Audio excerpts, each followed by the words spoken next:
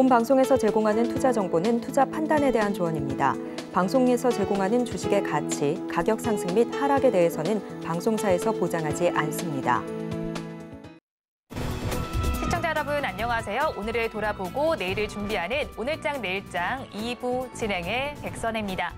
장 마감까지 확실한 승부 전략과 내일장 주목할 섹터까지 제시해드리고 있습니다. 오늘도 저희 방송과 함께 하시면서 성공적인 투자 전략 가득 담아가시기 바랍니다. 저희 방송은 유튜브를 통해서도 보실 수 있습니다. 유튜브 검색창에 서울경제TV라고 검색하시면 저희 방송과 함께 하실 수 있으니까요. 방송에 대한 의견이나 종목에 대한 궁금증 있으시면 유튜브 실시간 채팅창에 남겨주시기 바랍니다. 그러면 오늘장 내일장 2부 본격적으로 출발합니다.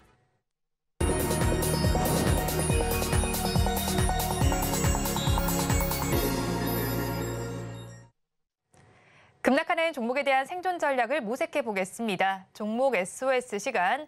오늘은 나도투자연구소의 이재규 본부장과 연결되어 있습니다. 본부장님 안녕하세요. 안녕하세요. 네, 본부장님 먼저 급락하는 종목들을 구조해 보기 전에 오늘 시장 상황부터 점검을 하겠습니다. 오늘 시장은 어떻게 보시나요?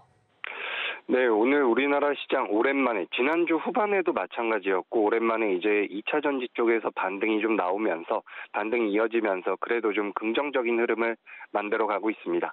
지금 장 후반으로 갈수록 장 마감을 이제 30분, 40분 정도 남겨놨는데 아직까지는 그래도 좀 버텨주는 모습이 긍정적이라고 보여지고요. 지금 코스피 같은 경우는 이제 외국인들은 매도를 하고 있지만 기관 같은 경우는 매수세로 좀 돌아서주는 모습입니다. 그리고 코스닥 같은 경우는 오랜만에 기관들과 외국인들의 매수세가 계속해서 이어지고 있는데 코스닥 시장에서 외국인의 매수가 잡히는 것도 이제 굉장히 긍정적인 시그널이라고 볼 수가 있는 부분이라서 이 부분을 참고하시면 도움이 될 것 같습니다. 그리고 이제 내일 모레부터 11월 달에 들어가게 되는데 이번 주에는 우리나라 시장뿐만 아니라 글로벌 증시에 여러 가지 이슈가 있죠. 뭐 금리 관련돼서 이번 주에 일본이라든지 미국에서 여러 가지 정책적인 방향성이 나오게 될 텐데 이번에 이제 미국에서 FOMC 회의가 있습니다. 우리나라 시간으로는 목요일 새벽이에요. 목요일 새벽에 결과물이 나올 겁니다. 그렇기 때문에 우리나라 시장에다가 반영이 되는 것은 목요일장이 될 거기 때문에 이제 뭐 화요일, 수요일 며칠 좀 남아있긴 하죠. 근데 시장에서는 일단 금리 동결의 가능성을 굉장히 높게 보고 있습니다. 뭐 이변이 없는 한 금리 동결이 될 가능성이 높은데 이제 금리 동결 이후에 연준 인사들이 하는 발언들이 굉장히 중요하겠죠. 12월 달에 금리 인상을 하느냐 마느냐 이 부분이 이제 계속해서 논의가 될 텐데 제가 봤을 때는 지금부터 2, 3일 안에 그 이스라엘 쪽에서의 전쟁 양상이 굉장히 급격하게 확전되지 않는 이상 별다른 특별한 코멘트는 없을 가능성이 높다라고 보고 있습니다. 그래서 지금 우리가 시장을 볼 때 환율이나 유가나 미국의 채권 금리 정도를 봐야 되는데 시장의 방향성을 우리가 좀 따져볼 때 이 세 가지를 보셔야 되는데 지금 이스라엘 쪽에서 갑자기 확전이 되면 유가가 튈 가능성이 높아요. 유가가 올라가게 되면 환율에도 영향을 미칠 거고 미국의 채권 금리에도 영향을 미칠 겁니다. 근데 이 부분만 별다른 문제 없이 진행이 된다라고 한다면 지금 시장에서 보고 있는 이 FOMC의 관점 같은 경우는 이미 시장 자체에 반영이 돼 있다라고 보시면 좋을 것 같고 이런 부분들 외에는 이제 이번 주에 실적 발표들이 많이 있습니다. 우리나라 기업들도 실적 발표가 있고요. 애플 같은 경우도 실적 발표가 있는데 사실 뭐 엔비디아라든지 우리나라 대표 기업이라고 할 수 있는 기업들도 이제 실적을 내놓은 상태고 미국의 엔비디아 우리나라 시장에 가장 영향을 많이 미치는 엔비디아 같은 경우도 실적을 내놓은 상태이기 때문에 뭐 크게 시장 자체를 흔들 만한 이슈는 없을 가능성이 높다라고 보고 있습니다. 그렇게 된다면 이제 우리나라 시장이 여기서부터 어떤 식으로 반등을 할 수 있을지 이 부분에 대해서 고민을 해볼 필요가 있는데 일단은 우리나라 시장에 전체적으로 들어와 있었던 신용 잔고는 많이 줄어들고 있습니다. 많이 줄었다고 표현하기는 좀 어려운데 신용 잔고가 지난주 후반에 급락이 나오면서 많이 출회됐다라고 보고 있습니다. 신용 잔고가 출회됐다라는 것은 개인 투자자분들의 반대 매도를 당했다라는 뜻인데 이렇게 되면 좀 안타깝긴 하지만 종목들이 좀 가벼운 상태가 되기 때문에 주가의 반등 속도는 조금 더 빨라질 수 있다라는 말씀을 드리겠습니다. 그리고 그래서 이제 전체적인 시장 같은 경우는 일단 2,300포인트 코스피 기준으로 2,300포인트 하단으로 내려가게 될 경우에는 우리가 PBR이라고 하죠. 이제 PBR 같은 경우는 뭐 어려운 거 전혀 아닙니다. 1배 이하로 내려가면 우리가 이제 저평가됐다라고 이야기하는 부분인데 2,300포인트 부근이 된다면 이제 우리가 PBR 기준으로 0.9배 정도라고 보시면 될 것 같습니다. 물론 시장이 급락을 하고 시장의 변동성이 커져서 밀려 내려가게 되면 0.9배 이하로도 쭉쭉 빠지긴 하지만 일단 수치상으로는 과매도 구간에 들어와 있는 상황이고 지난주 후반부터 반등을 주고 있는 부분이 증시 자체의 하반 경직은 어느 정도 보여주고 있다라고 보시면 좋을 것 같습니다. 그렇다면 여기서 우리가 어떤 반전의 모멘텀을 좀 찾아볼까라고 한다면 앞서 말씀드렸던 것처럼 이스라엘 쪽의 전쟁이라든지 뭐 환율이라든지 미국의 국채금리의 변동성을 봐야 되는데 변동 방향성을 좀 봐야 되는데 좀 더 현실적으로 이제 개인 투자자분들의 입장에서는 지금 시장을 참여하고 있는 분들의 입장에서는 2차 전지 반등세가 어느 정도 더 이어지느냐 여부가 굉장히 중요할 거라고 보고 있습니다. 저도 이제 지지난주까지만 하더라도 2차 전지보다는 반도체가 좀 더 좋습니다라는 말씀을 자주 드렸었는데 지난주 후반부터 이제 2차 전지 쪽도 하반 경직이 나오고 있어요. 2차 전지가 여기서 이제 V자 반등을 해서 신고가를 갱신하고 우리나라 올해 상반기처럼 2차 전지 쪽이 아주 탄력적인 모습을 보일 가능성은 매우 낮지만 그래도 단기적으로 낙폭이 굉장히 큽니다.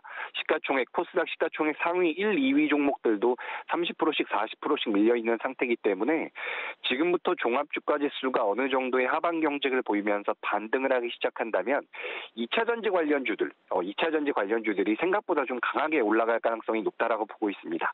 그러니까 2차 전지를 그동안 매매하지 않으셨던 투자자분들 같은 경우는 이제 좀 2차 전지를 보셔야 돼요.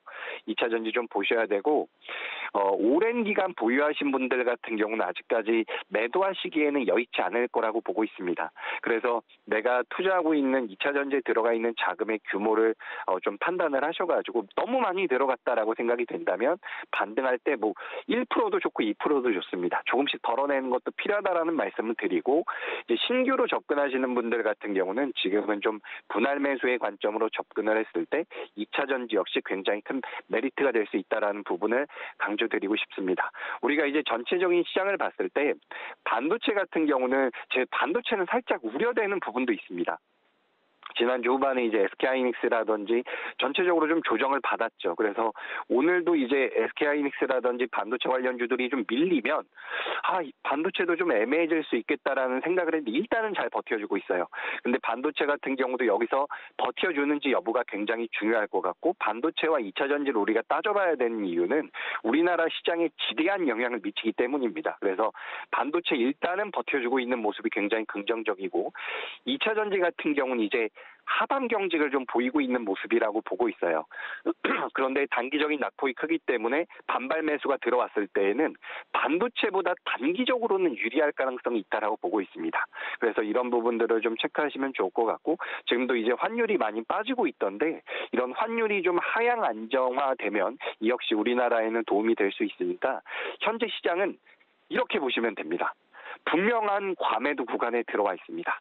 물론 여기서 더 밀릴 수도 있어요. 하지만 여기가 과매도 구간임에는 틀림이 없기 때문에 내가 무리해서 신용이라든지 미수 매수를 하지 않은 상태라고 한다면 여기서 분할 매수 관점으로 들어간다면 추후에 시장이 좀 더 밀린다라고 하더라도 결국에는 오늘의 현재 주가보다는 추후에 올라갈 가능성이 높다라는 거죠.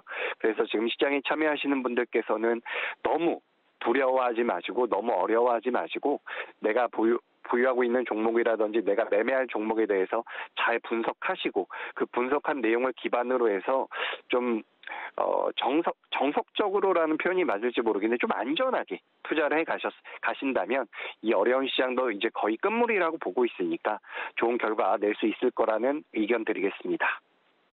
네, 시장에 대해서 좀 꼼꼼하게 분석을 해주셨습니다. 우리 시장 오늘 반등을 시도하고 있고 거기에 상승하는 종목 수도 더 많이 집계가 되고 있습니다. 하지만 이런 시장 상황 속에서도 더욱더 급락하는 종목들이 있습니다. 2시 30분 기준 급락주들 화면을 통해서 확인해 보겠습니다. 대세를 먼저 보겠습니다. 유상증자 계획에 차질이 생겼다는 소식이 전해져 오고 있습니다. 오늘 시장에서는 12% 넘게 빠지면서 1,460원대를 가리키고 있습니다. 다음으로 삼성 엔지니어링을 살펴보겠습니다. 오늘 실적을 발표했습니다. 견고한 실적은 유지했지만 화공 수주가 아쉽다는 평가가 나오고 있는데요. 12% 넘게 빠지면서 23,350원 선을 지나가고 있습니다. 다음으로 호텔신라 살펴보겠습니다. 면세유통과 호텔, 레저 사업을 하는 업체입니다. 오늘 시장에서 꽤 많이 빠집니다. 11% 넘게 빠지면서 지금의 주가는 6만 500원 선을 지나가고 있습니다.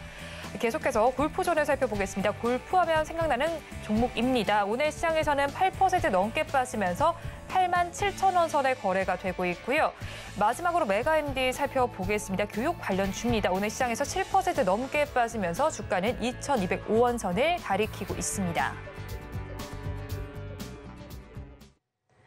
급락하는 종목들 저와 함께 살펴보셨는데요. 이 종목들을 가지고 계신 분들이거나 또 다른 종목에 대한 궁금증이 있으시다면 유튜브 실시간 채팅창에 남겨주시기 바랍니다. 그러면 저희는 첫 종목부터 구조를 해보겠습니다. 호텔신라를 구조해 보겠습니다. 역대급 어닝 쇼크를 기록했습니다. 그러면서 증권사들이 호텔신라에 대한 눈높이를 낮추고 있습니다. 3분기 실적이 예상보다 부진했고요. 또 면세 업황에 대한 기대감이 낮아졌기 때문입니다. 다만 중국인 단체 관광객 회복세를 감안해서 주가 조정을 매수 기회로 활용해야 된다는 분석도 나오고 있는데 본부장님께서는 어떻게 보시나요? 네, 오늘 호텔신라가 굉장히 많이 하락을 했죠. 지난주 후반부터 그런 낌새, 그런 내용들이 좀 시장에 나오긴 했는데 지난주에도 LG 생활건강이라는 대형주가 실적을 잘 못 내놓으면서 급락이 한번 나왔죠. 그래서 오늘 호텔신라 같은 경우도 이제 실적을 보면은 매출액이 1조, 영업이익이 77억 정도가 나왔습니다. 근데 이 영업이익이 시장에서 예상했었던 컨센서스 대비해서 80% 이상 하회하는 실적을 내놓은 거죠. 그래서 방금 말씀하셨던 것처럼 어닝 쇼크가 나온 상황입니다. 그래서 굉장히 낙폭이 크게 나왔는데 지금 시장 자체가 아무래도 좀 굉장히 좋은 화랑장은 아니기 때문에 실적이 안 나왔다라는 내용이 시장에 전해지면서 중소형주, 대형주 할 것 없이 전체적으로 낙폭을 굉장히 크게 보이고 있는 상황입니다. 호텔신라 같은 경우도 뭐 인건비의 증가, 그리고 면세점의 고정비가 증가, 그리고 우리가 이걸 이제 채화 재고라고 합니다. 채화 재고라고 하는데 그러니까 우리가 땡처리 물량이라고도 이야기를 많이 하는데 시장에서 소화하지 못한 재고들이 굉장히 많다라는 거죠. 그래서 생각보다 중국 쪽에 대한 모멘텀이 크게 개선되지 않으면서 실적 자체가 안 좋게 나왔다라고 보시면 될 것 같습니다. 그래서 오늘 전체적으로 굉장히 큰 폭의 하락이 나와 있는 상황인데 그래도 제가 봤을 때는 연말로 갈수록 조금씩은 수급의 개선이 있지 않을까라고 기대가 되고 있는 부분이 있어가지고 당장에는 낙폭이 좀 크다라고 하더라도 저는 이 호텔신라 같은 기업은 중장기로 봤을 땐 그래도 좀 괜찮다라고 보고 있기 때문에 오늘 많이 밀린 부분이 부담이 되긴 하지만 그래도 중장기적으로 보셨을 땐 좀 괜찮다라는 말씀을 드리겠습니다. 채화 재고가 증가한 여파가 나타나고 있습니다. 오늘 일봉으로 살펴봐도 지난 거래보다 정말 뚝 떨어져서 거래가 되고 있는 상황인 만큼 가지고 계신 분들께서 굉장히 불안하실 것 같거든요. 어떤 대응 전략이 좋을까요? 네, 호텔신라가 이제 많이 오늘 주가 하락을 하면서 증권사에서 여러 레포트가 나왔습니다. 레포트가 10개도 넘게 나온 걸로 제가 알고 있는데 대부분 다 이제 목표 주가는 굉장히 높아요. 그래도 7만 원, 8만 원, 9만 원 현재가보다 훨씬 더 높은 상황인데 목표 주가를 하향을 한 거죠. 그래서 우리나라에서는 이렇게 목표 주가를 하향을 하면 실질적으로 좀 매도 레포트다라고 이제 받아들이는 경향이 있습니다. 그런데 이제 그 내용대로 우리가 잘 따져보면은 호텔신라가 이번 3분기 때 실적이 많이 돌아서지 않은 원인 중에 하나가 이 항공 수요가 따라오지 못했다라는 부분도 있더라고요. 그래서 리오프닝이 돼서 중국 쪽에서 많이 들어와야 되는데 항공 수요가 따라오지 못했다라는 부분이 있습니다. 근데 최근에 이제 중저가 항공 기업들의 실적이 잘 나오고 있기 때문에 제 생각에는 이제 호텔신라 같은 경우도 하반기로 갈수록 중국의 단체 관광객들에 대한 수혜라기보다는 이제 매출의 개선이 어느 정도 이어질 가능성이 높다라고 보고 있기 때문에 일단은 낙폭이 너무 과한 상태라고는 보고 있습니다. 그렇기 때문에 현재 보유하고 계신 분들 오늘 이제 급락이 나와서 조금 놀라셨을 텐데 이 호텔신라를 무슨 테마주처럼 매매하진 않으셨을 거라고 저는 생각을 해요. 그래서 좀 긴 호흡으로 보신다라고 한다면 현재 관점에서는 버티자의 의견을 드리고요. 목표가 같은 경우는 제가 7만 5천 원까지 잡아드리도록 하겠습니다. 약 3개월 정도 보시면 될 것 같고요. 그리고 손절가 같은 경우는 5만 8천 원으로 잡아드릴게요. 손절가 같은 경우는 굉장히 타이트하게 말씀을 드리는데 만약에 이 구간을 이탈하게 되면 낙폭이 순간적으로 커질 수가 있기 때문에 반드시 좀 대응을 하셨으면 좋겠다라는 말씀까지 드리겠습니다. 이 호텔신라 어쨌든 굉장히 우량한 기업이고 지금 호텔 면세 쪽에 호텔 레저 쪽에서는 매출이 잘 나왔어요. 그러니까 면세 쪽에서 안 나왔거든요. 근데 이 부분에 대해서 하반기로 갈수록 복구가 되고 개선이 될 가능성이 높다라고 하니까 전체적인 의견은 버티자라고 말씀드리도록 하겠습니다. 호텔신라에 대해서 버티자 의견을 주셨습니다. 가격 전략으로는 목표 주가는 7만 5천 원, 손절 라인 5만 8천 원 잡아주셨습니다. 다음 종목도 구조를 해보겠습니다. 역시나 실적 이슈가 나와 있는 종목입니다. 골프존입니다. 어닝 쇼크를 기록했습니다. 그래도 유진투자증권에서는 실적은 부족하지만 가맹점 수와 라운드 수가 늘었다는 점은 긍정적으로 살펴보기도 했고요. 또 7년 만에 신제품을 출시하기도 했는데 이 종목은 어떻게 보실까요? 네, 골프존 같은 경우도 실적에 대한 이슈였죠. 3분기 매출이 1,700억에 영업이익이 276억 정도 나왔습니다. 근데 이 영업이익이 38.7% 굉장히 큰 폭으로 감소를 했어요. 그렇기 때문에 이 실적에 대한 부분이 시장에서 부각이 된 거죠. 앞서 말씀드렸었던 호텔신라도 마찬가지고요. 지난주에 말씀드렸었던 LG생활건강도 마찬가지고 우리가 이제 실적이 아닌 성장성을 보고 주가의 흐름이 나오는 경우도 굉장히 많지만 지금은 실적에 좀 더 민감하게 시장이 반응을 하고 있다라고 보시면 좋을 것 같습니다. 하지만 방금 전에 앵커님께서 말씀하신 것처럼 골프존 같은 경우는 굉장히 오랜 기간 주가 자체의 흐름이 제한적이었었던 상태입니다. 그렇기 때문에 최근에 이제 신제품을 내놓고 업그레이드 제품을 출시하면서 광고비가 늘었었던 부분이 굉장히 좀 부담으로 작용한 것 같은데 말씀드렸던 것처럼 이 업그레이드 제품이 출시가 되면 당연히 마케팅 비용이 많이 드는 부분입니다. 마케팅을 하고 그다음에 그게 매출로 잡히는 거죠. 그렇기 때문에 이 마케팅 비용이라든지 이 부분에 대한 비용 통제가 굉장히 아쉬웠다라고 보지만 오늘 이제 낙폭이 지금 장후반부에 조금 반등을 주고 있긴 한데 이 종목 같은 경우는 그래도 7년 만에 나온 신제품에 대한 기대 모멘텀이 좀 더 유효하다라고 보고 있으니까 우리 시청자분들께서도 이 부분을 참고하시면 될 것 같습니다. 네, 신제품 모멘텀이 있긴 하지만 오늘 시장에서 많이 빠지는 만큼 보유하신 분들께서 어떻게 해야 하나 고민이실 텐데요. 어떤 대응 전략이 좋을까요? 네, 오늘 이제 저점을 깨고 내려가는 형태였기 때문에 사실 이런 종목들 같은 경우는 우리가 기본적으로 정석적으로는 한번 자르고 가는 게 좋습니다. 하지만 보유를 하셨던 분들 입장에서는 지금 이 골프존 같은 경우 오늘 낙폭이 굉장히 낙폭이 좀 과했다라고 보여지는 부분이 분명히 있습니다. 그러니까 지금 앞서 말씀드렸던 것처럼 호텔신라라든지 몇몇 기업들이 실적이 안 나면서 팍 깨졌어요. 팍 깨지는 것을 보면서 같이 겁이 나서 투매란 분들이 많으신 것 같은데 제가 봤을 때는 앞서 말씀드렸던 것처럼 3분기 때는 뭐 마케팅 비용이라든지 이 비용 통제에 대해서 아쉬운 부분이 있었지만 그만큼 사용한 것에 대한 매출이 하반기 때 충분히 나올 것으로 보고 있습니다. 7년 만에 이 투비전 NX라는 업그레이드 제품이 나왔는데 우리나라의 가맹점들도 대부분 다 업그레이드를 신청하고 있다라고 해요. 그래서 그 가맹점 수와 이 투비전 NX의 매출 단가를 좀 곱해보면 지금 골프존 같은 경우는 반등이 나올 가능성이 굉장히 높다라고 보고 있습니다. 기술적으로 조금 불안정하긴 하지만 저는 버티자라는 의견을 드리고요. 목표가는 10만 원 그리고 손절가는 8만 원 의견 드리겠습니다. 네, 골프존에 대해서도 버티자 의견을 주셨고요. 목표 주가는 10만 원, 손절 라인은 8만 원 잡아주셨습니다. 그러면 저희 마지막 종목도 구조를 해보겠습니다. 메가 MB를 구조해 보겠습니다. 정부가 미래 교육 사업에 모두 77조 원을 투자한다는 소식 속에 지난 거래일에 주가가 반응을 했습니다. 하지만 그날 당일에도 상승폭이 좀 제한된 모습이 나타났습니다. 77조 원이라는 금액 자체 굉장히 큰 금액인데 상승할 모멘텀이 부족하다고 봐야 하는 걸까요? 네, 메가MD 같은 경우는 지금 주가 흐름이 사실 이 3년간 77조라는 금액이 엄청나게 큰 금액입니다. 이 현대그룹 같은 경우도 뭐 전기차 쪽에 대한 육성을 하겠다라고 하면서 35조를 투자한다라고 했는데 지금 교육청에서 3년간 77조를 투자한다라고 했죠. 그래서 이 금액 자체는 굉장히 큽니다. 사실 이 금액이 온전히 투자가 된다라고 한다면 우리나라 교육 관련주들은 한 단계 레벨업을 할 가능성이 높겠죠. 하지만 시장에서는 아직까지는 이 메가MD를 비롯한 교육 관련주들에 대해서 테마성으로 접근을 한다라고 보시는 게 맞을 것 같습니다. 그래서 지금 이 메가MD 같은 경우는 장기로 보유하신 분들보다는 최근에 좀 변동성이 나와서 매수하신 분들이 많을 거라고 보고 있어요. 9월 중순부터 9월 말경에 이제 저점을 잡고서 반등을 하기 시작을 했는데 지난주 금요일부터 이제 음봉이 떨어지면서 오늘까지 좀 불안정한 흐름을 어느 정도 보이고 있습니다. 하지만 우리가 이 매매를 함에 있어서 무언가 내가 가져가는 포지션에 대한 정확한 정의가 필요한데 앞서 우리가 분석해봤었던 호텔신라 같은 경우는 우리가 중장기로 접근을 했다라고 한다면 메가MD 같은 경우는 매매의 관점으로 접근했을 가능성이 굉장히 높습니다.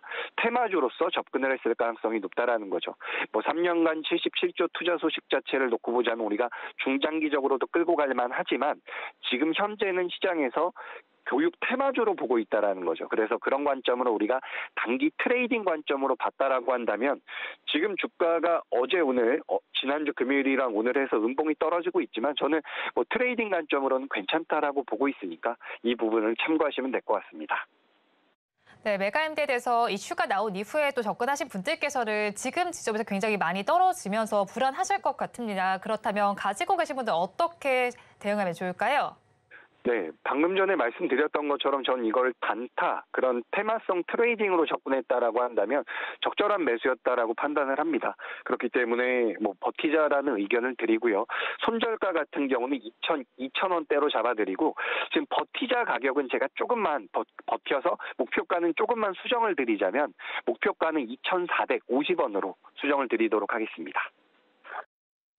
네, 메가MD에서 버티자 전략 주셨고요. 가격 전략 살펴보면 손절가는 2,000원, 목표 주가는 2,450원 잡아주셨습니다. 지금까지 나도투자연구소의 이재규 본부장과 함께했습니다. 오늘 연결도 고맙습니다. 고맙습니다.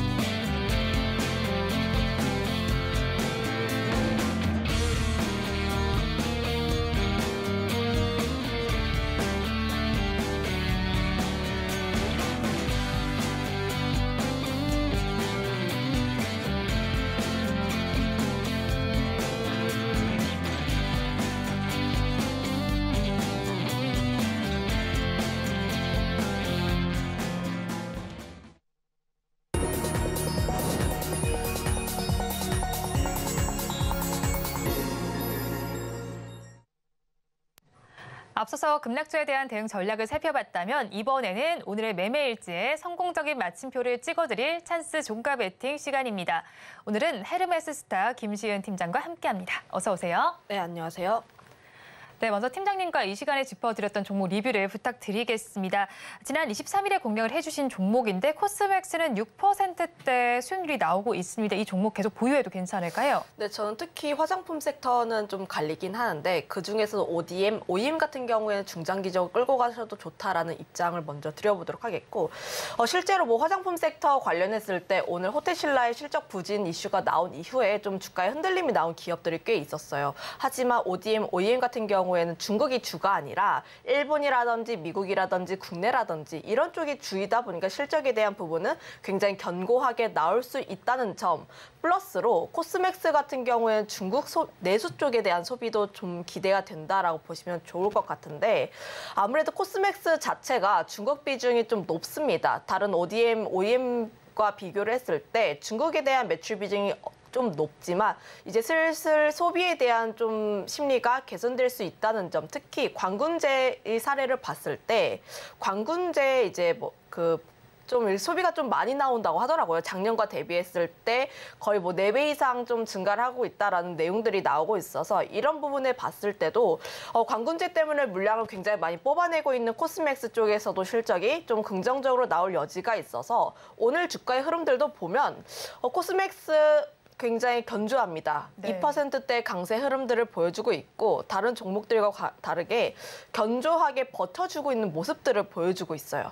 거기다가 뭐 기관 쪽에서의 매수세도 계속 나와주고 있어서 이런 부분을 보게 됐을 때 추가적인 상승이 더 가능하다 이렇게 판단하고 있습니다. 네, 코스닥에 대해서 추가적인 상승이 더 가능하다고 말씀해 주셨습니다. 그렇다면 중국의 경기 둔환 지속되고 있는데 ODM주는 어떻게 좀 전략을 짜가면 좋을까요? ODM, OEM 같은 경우에는 실적 대비했을 때 계속 주가가 움직일 가능성이 높다. 아무래도 시장 자체가 계속해서 성장할 수밖에 없는 초입 구간이라고 보시면 좋을 것 같은데 지금 뭐 화장품 트렌드 자체가 인디 브랜드라든지 굉장히 다양한 화장품들 그동안은 뭐 굉장히 뭐 맥이라든지 이런 특정 브랜드의 화장품만 많이 샀다면 요즘 SNS를 통해서 이것 좀 색깔이 예뻐 보이는데 하는 것들이 굉장히 잘 팔리고 있거든요. 그런데 중소기업들 같은 경우에는 제조 능력이 많지가 않습니다. 그러면 이거를 오더를 줘야 하는데 이거를 제작해주는 제작사, 그러니까 ODM, OEM이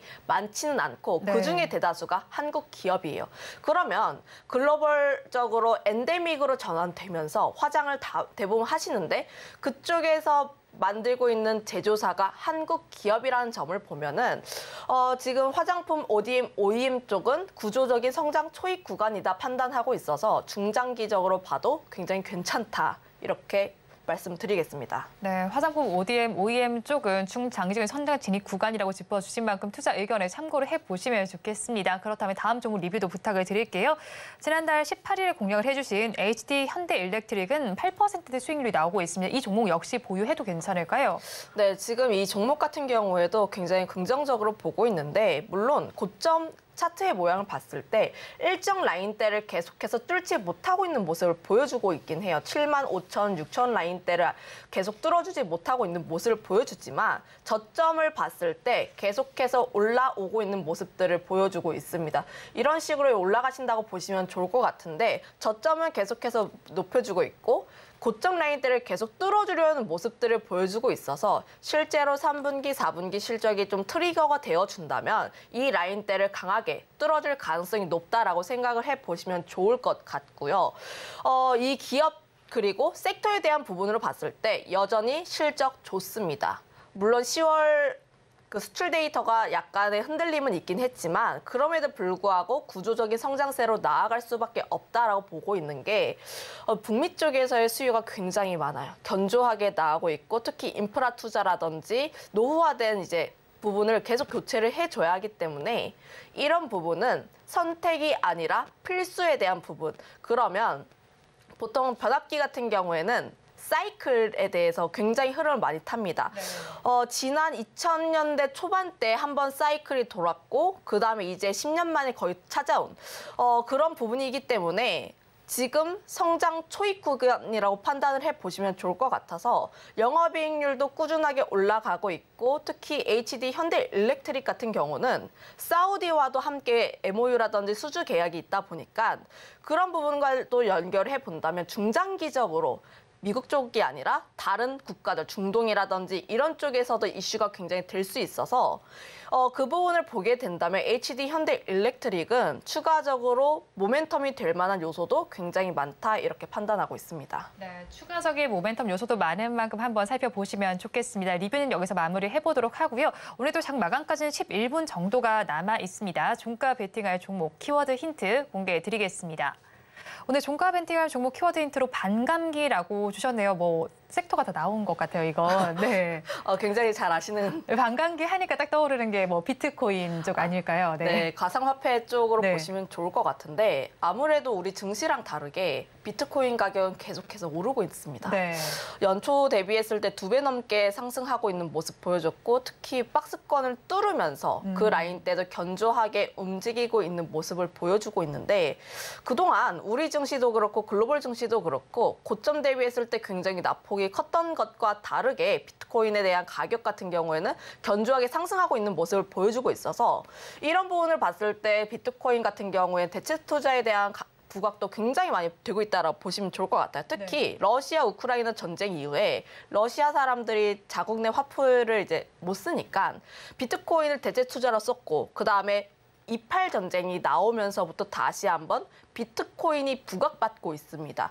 그만큼 비트코인에 대한 가격도 어느 정도 상방이 열려 있다라고 보시면 좋을 것 같은데 거기다가 현물 ETF에 대한 기대감도 굉장히 크다라고 보고 있어요. 실제로 지금 미국 쪽에서 보면 BTF 선물 ETF는 있는데 현물 ETF는 없습니다. 현물 ETF가 있으려면은 본질적으로 현물을 가지고 있어야 돼요. 실제로 비트코인을 사야 하기 때문에 현물 ETF가 출시가 된다면 관련했을 때 기관들의 수급이 비트코인으로 몰려들 가능성이 굉장히 높다라고 판단을 하고 있고요.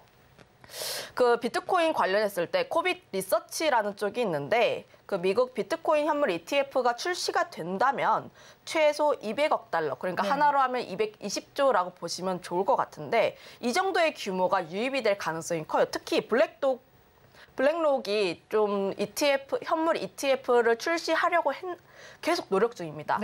블랙록이 이제 전 세계 자산 관련 운용 1위이다 보니까 이 기업이 ETF를 내놓으려고 했는데 무산된 사례가 한 건밖에 없어요. 그만큼 이 기업이 무엇인가 하려고 하면은 대부분 다 성공을 시킨다라고 보시면 좋을 것 같아서 관련했을 때 이미 시장에서는 비트코인 현물 ETF에 대한 기대감은 기정사실이라고 보시면 좋을 것 같습니다.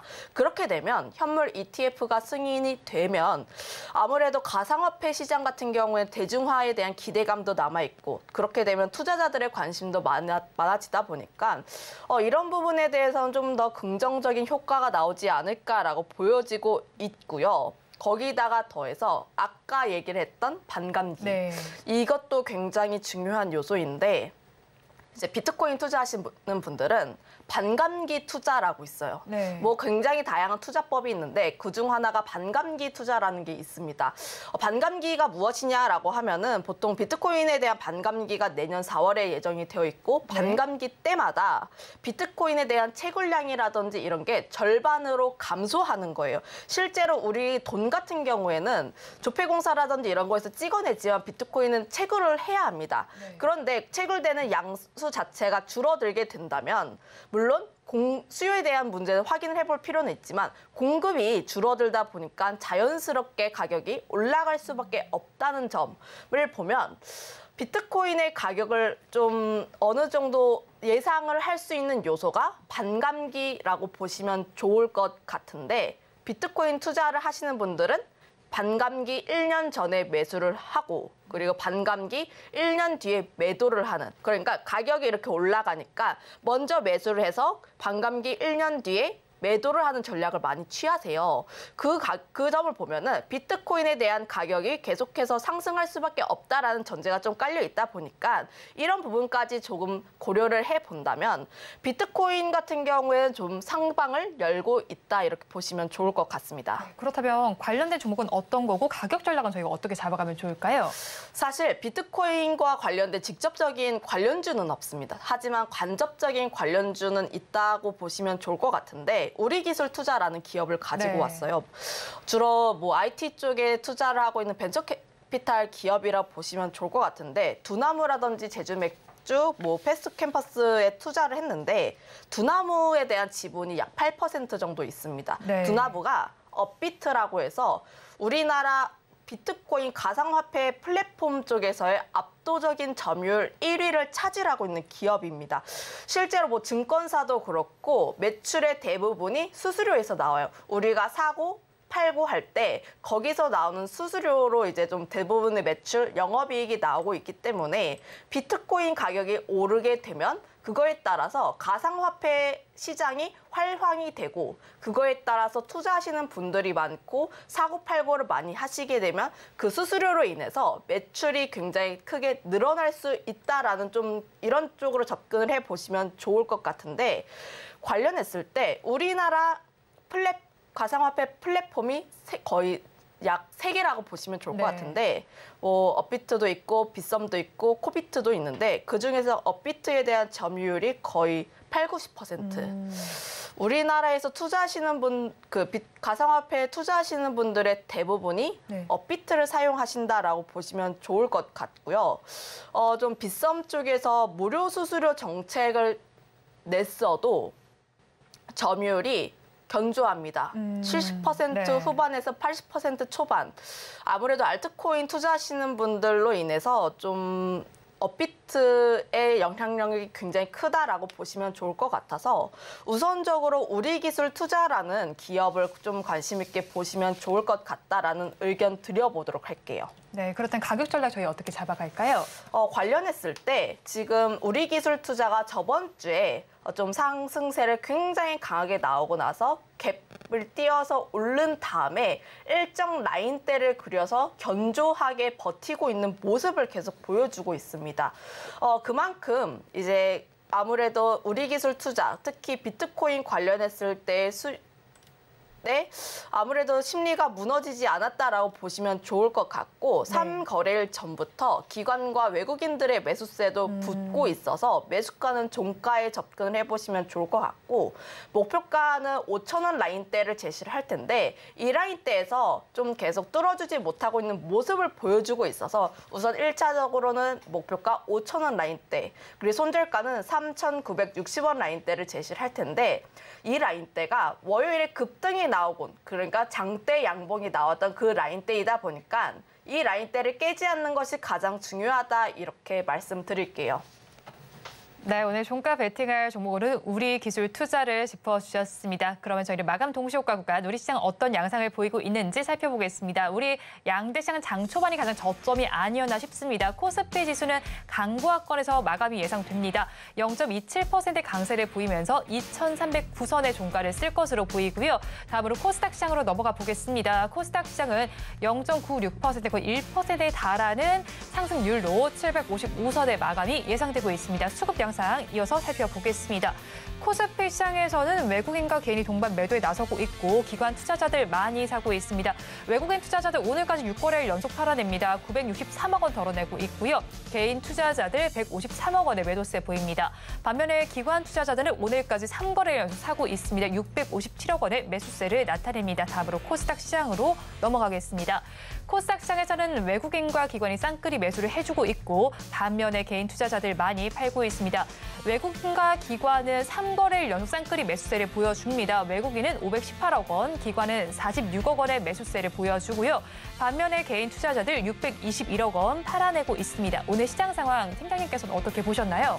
오늘 그래도 좀 저점을 지켜주는 모습이 아니었나라고 생각을 하고 있습니다. 특히 외국인 쪽의 매수세가 연속되는지 여부가 가장 중요했는데 긍정적이게도 외국인의 선물 매수세가 2거래일 연속 들어오고 있다는 점을 보면은 어느 정도 시장 자체는 굉장히 긍정적이었다라고 보고 있습니다. 물론 이 시장이 바닥이다라고 확신은 못해요. 확신은 못하지만 바닥 그 부근 언저리에 있다라고 생각을 해보시면 좋을 것 같고 특히 뭐 대다수의 종목군이 상승으로 마감을 했습니다. 그만큼 오늘 증시가 그래도 어느 정도 긍정적이었다라고 보시면 좋을 것 같은데 시가총액 상위 종목군들을 보게 됐을 때도 삼성전자라든지 SK하이닉스 빨간불 그려내고 있고 엔소리라든지 에코프로 이런 쪽 2차 전지 쪽에서의 반등세가 좀 강하게 나와주면서 굉장히 긍정적인 하루였다. 특히 주도주 쪽에서의 긍정적인 흐름이 나와주고 있다라고 보시면 좋을 것 같은데 관련했을 때 테마주단에서 보게 된다면 아무래도 지정학적 리스크로 인해서 정유주들 굉장히 강세의 흐름들을 보여주고 있었고 거기다가 두산 로보틱스가 20% 넘게 강세 흐름들을 보여주면서 레인보우 로보틱스라든지 다른 로봇 쪽도 한번 이렇게 함께 끌고 가고 있는 모습들을 보여주고 있긴 한데 관련했을 때 로봇 섹터 같은 경우에는 이렇다 할 이슈가 없었어요. 네. 두산 로보틱스가 이렇게 강하게 움직일 만한 그런 요소가 없었음에도 불구하고 굉장히 강하게 움직였다는 건 물론 바닥권에서 거래량 동반해서 움직이긴 했지만 한 번 더 조금 더 연속성을 확인해 볼 필요가 있다 이렇게 정리하겠습니다. 네, 우리 양대시장 그래도 오늘 반등을 시도하고 있습니다. 코스피장 2,300선을 지켜낼 것으로 보이기는 하는데요. 양대시장에서 수급 양상은 조금 다르게 나타나고 있고 외국인 투자자들 선물시장에서 사고 있습니다. 마감 동시효과 구간 함께하셨습니다.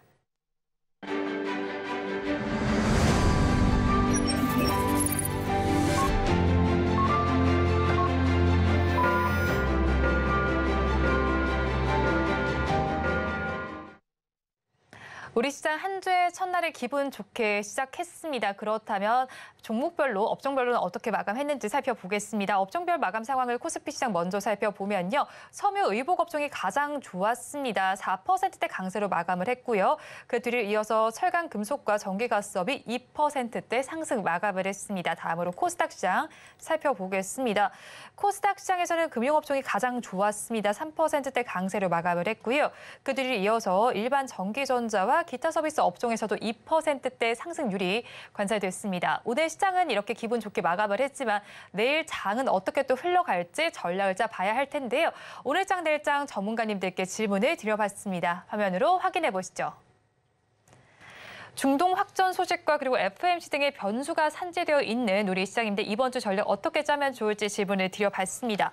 먼저 알파경제 김종일 이사님께서는 악재를 미리 반영했기 때문에 터닝 포인트를 기대해 보자라고 말씀을 해주셨고요. 다음으로 인포스닥 델리의 최양호 대표님께서는 팔기엔 아깝다고 말씀을 해주셨습니다. 마지막으로 나도투자연구소의 이재규 본부장님께서는 철저한 분할 매수 시에는 수익을 볼 수 있겠다고 짚어주셨는데요. 이에 대해서 팀장님 의견 어떠실까요? 일단 공통적으로 이분들의 공통점은 바닥 부근에 있다. 이렇게 저는 좀 들었거든요. 네. 지금 바닥인지 아닌지는 확신을 할 수는 없지만 바닥 부근 언저리, 그러니까 발목과 바닥 그 사이라고 보시면 좋을 것 같은데, 그러면 우리나라 증시가 다른 글로벌 증시 대비했을 때 굉장히 빠지는 것도 굉장히 많이 빠졌습니다.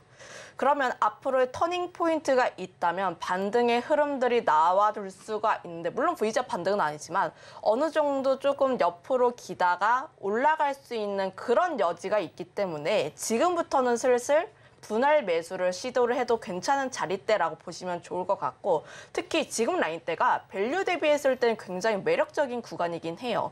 그런 점에서 봤을 때 분할 매수를 조금씩 모아 가신다면 나중에 증시가 조금 더 반등을 하고 주가가 올랐을 때 좀 긍정적인 수익이 날 것으로 좀 기대를 하고 있고, 터닝 포인트라고 하는 게 저는 우선 FOMC를 좀 기대를 하고 있는데, 네. 물론 90% 넘게 동결을 기대를 하고 있긴 합니다. 하지만 관련했을 때 어떤 내용들이 나오는지에 따라서 증시가 다시 한번 긍정적인 흐름들을 그려줄 수 있을 것 같아서 이런 부분 어떤 내용들이 나오는지 한번 체크를 해볼 필요가 있다라고 생각을 하고 있긴 합니다. 다만 조금 걸리는 것은 전쟁 리스크가 아직까지 죽고 있지 않고 끌고 가고 있다는 거예요. 네. 원래 28 전쟁으로 보게 됐을 때 과거 사례를 보면은 거의 10일, 20일 이내 끝났습니다. 그런데 지금 양상을 보니까 확전이 계속 나오고 있는 분위기고, 특히 28 전쟁이 아니라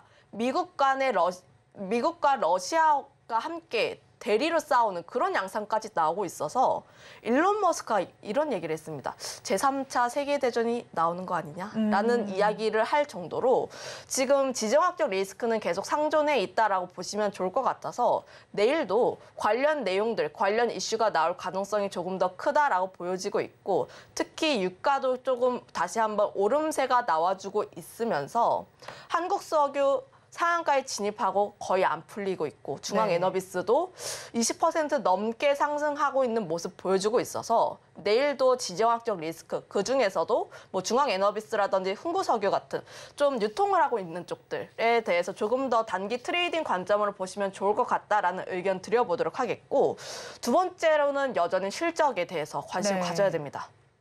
그 터닝 포인트가 좀 나왔을 때 다시 한번 좀 더 견조하게 나올 수 있는 쪽이 실적에 대한 관심이 높은 쪽. 네. 지금 증시가 실적 민감도가 굉장히 높은 편이에요. 네. 증시가 굉장히 부진할 때도 주가가 계속 올라가고 있거나 혹은 주가가 계속 견조하게 버티고 있던 종목을 보면은 전부 다 3분기 실적 예상보다 좋았던 쪽입니다. 그만큼 실적 역시 증시에서 기대할 만한 건 실적밖에 없고, 오히려 3분기 실적 굉장히 안 나왔던 쪽, 호텔신라라든지 혹은 LG 생활건강이라든지 3분기 실적이 굉장히 낙폭이 컸는데 우리의 예상치보다. 그러니까 주가는 바로 반영을 했습니다. 거의 갭을 띄어서 하락을 하고 있는 모습들을 보여주고 있어서 그만큼 지금 실적 시즌인 만큼 실적에 대해서 조금 더 관심을 가질 필요가 있고 특히 3분기 실적도 중요하지만 앞으로의 실적이 더 좋아질 수 있는지 여부, 그러니까 3분기 실적뿐만 아니라 내년 실적도 좋아질 수 있는 기업들 그리고 섹터에 대해서 조금 더 관심을 가질 필요가 있다, 이렇게 정리를 할게요. 네, 또 여러 가지 기업들의 실적 발표도 예정이 되어 있는 것 같은데 어떤 기업들이 좀 실적 발표 예정돼 있나요?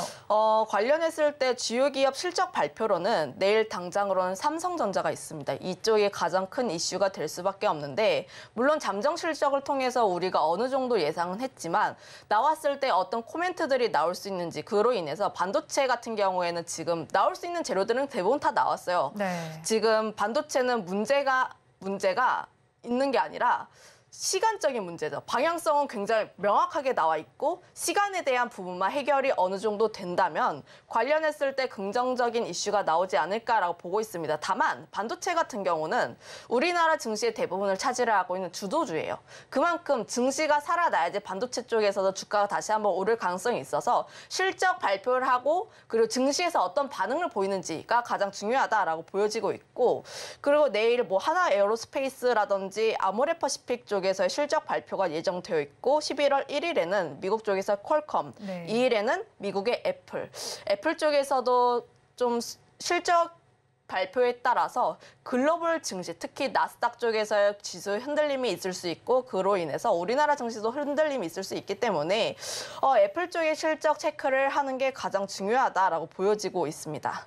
네, 여러 가지 실적 이슈들도 좀 체크를 해주셨으니까 한번 참고를 해보시면 좋겠고요. 또 제약 바이오 쪽 이야기도 좀 해봐야겠습니다. 학회도 좀 예정이 되어 있잖아요. 이 부분 저희가 어떤 포인트 좀 잡아가면 좋을까요? 사실 바이오 섹터 같은 경우에는 좀 유한양이 이후에 좀 분위기가 살짝 바뀌었다라고 네. 생각을 하고 있습니다. 물론 개별적인 모멘텀을 가지고 있는 기업 같은 경우에는 굉장히 잘 올라가고 있는 모습을 보여주고 있어요. 네. 대표적으로 오늘 클리노믹스라는 기업도 굉장히 개별적인 호재를 안고 잘 움직이고 있었는데 다만 조금 우려스러운 것은 11월 1일에 미국 면역 항암 학회가 개최가 될 예정입니다. 네. 물론 이 모멘텀을 안고 바이오 섹터 중에서 관련 종목군들의 긍정적인 흐름이 나올 가능성은 크지만 하지만 이벤트가 나오고 나서 그 이후에 재료 소멸로 인식이 될 가능성이 높다 보니까 사실 바이오 섹터 같은 경우에 쉽게 투자라고 권하기가 어려운 섹터인 만큼 이런 부분은 조금 조심을 해볼 필요가 있다, 이렇게 말씀드리도록 할게요. 네, 학회 모멘텀이 있기는 하지만 주의점도 있는 만큼 체크를 해보면 좋겠다고 짚어주셨고요. 또 수급 상황도 좀 살펴보겠습니다. 현물 시장에서의 수급 상황도 중요하겠지만 외국인들의 선물 매도 포지션이 좀 중요할 텐데 오늘 또 매수 포지션을 취했거든요. 5천 계약 넘게 사들였는데 앞으로도 이렇게 매수 포지션이 유지되기 위해서는 어떤 게 좀 선행이 돼야 될까요?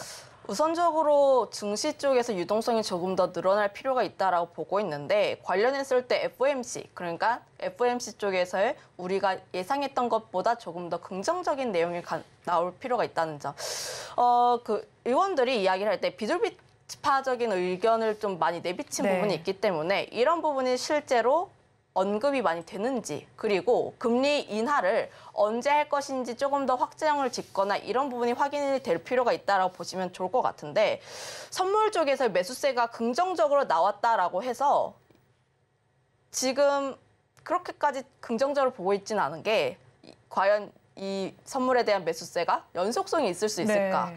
그동안 외국인들의 매도세가 길었던 적은 굉장히 많은데 매수세가 길었던 적은 거의 없어요. 네. 최근 들어서 그런 기억이 거의 없기 때문에 이런 부분들은 계속해서 체크를 해볼 필요가 있다. 이들이 언제 들어올지는 모르지만 하지만 외국인들의 매수세를 계속 체크를 해볼 필요는 있지만 지금 라인대에서는 우리가 계속 조금씩 매수를 하기에는 나쁘진 않은 시점이다. 이렇게 정리를 할게요. 네, 외국이 오늘 매수 포지션 취하긴 했지만 뭐 그다지 꼭 긍정적으로 해석할 만한 요인은 아닌 것 같습니다. 앞으로의 흐름까지 체크해 보시면 좋겠습니다. 지금까지 헤르메스 스탁 김시은 팀장과 함께했습니다. 오늘 말씀 고맙습니다. 오늘장 내일장 2부에서 전해드린 내용도 정리해서 보여드리겠습니다. 화면으로 확인해 보시죠. 오늘장 내일장 2부의 핵심입니다. 오늘 종목 SOS 시간에는 호텔 신라와 골프존, 메가 MD를 구조해 드렸습니다. 세 종목 모두에는 버티자 의견을 주셨고요. 반등 가능성이 잔존해 있다고 말씀해 주셨습니다. 그리고 종가 베티갈 종목으로는 우리기술 투자를 짚어주셨습니다. 비트코인은 반감기를 앞두고 있습니다. 내년 4월로 예정이 되어 있는데 이것과 관련해서 우리기술 투자에 대해서 매수 기회라고 짚어주셨고요.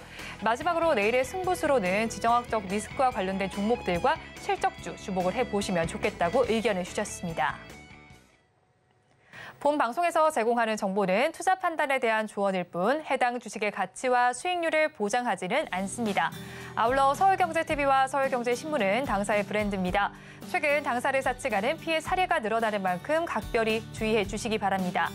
오늘장 내일장 2부에서 준비한 순서는 여기까지입니다. 저희는 내일 이 시간도 여러분과 함께하겠습니다. 오늘도 시청해 주신 여러분 고맙습니다.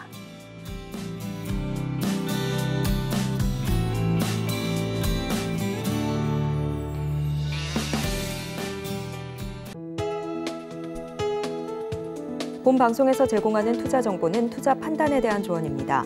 방송에서 제공하는 주식의 가치, 가격 상승 및 하락에 대해서는 방송사에서 보장하지 않습니다.